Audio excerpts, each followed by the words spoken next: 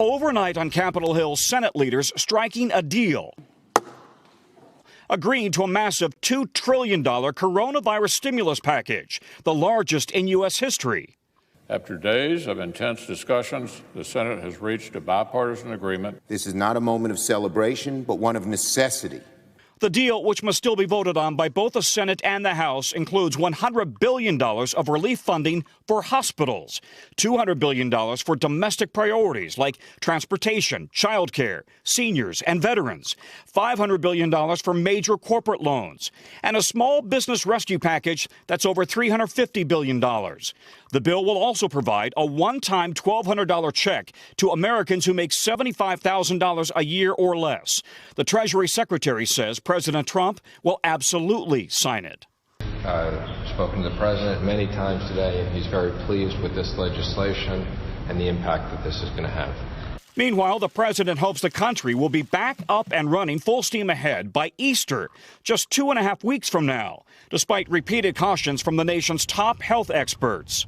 So I think Easter Sunday, and you'll have packed churches all over our country.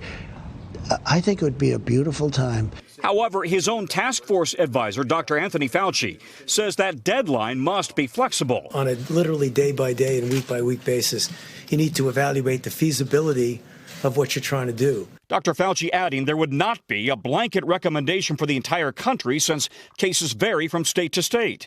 New York remains the biggest coronavirus hotspot, accounting for more than half of the country's cases and nearly a third of the deaths. The World Health Organization warns the U.S. has the potential to overtake Italy as the global epicenter of the coronavirus pandemic.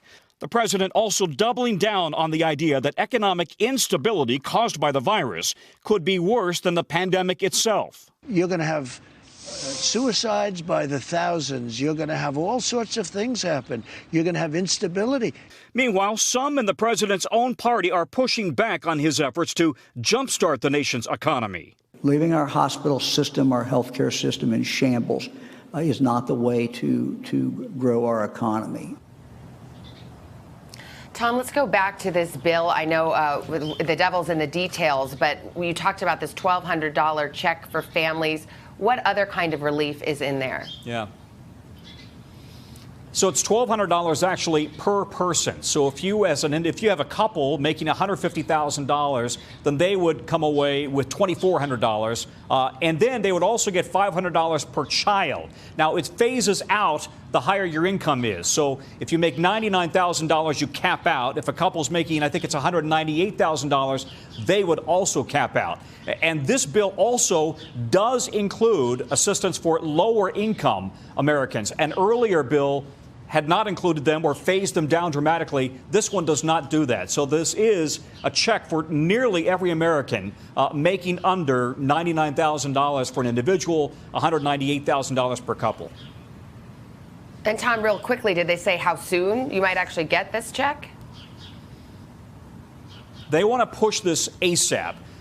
The devil, as you know, is in the details and getting the government moving, but the idea is within weeks. Okay. Tom Costello leading us off. Thank you.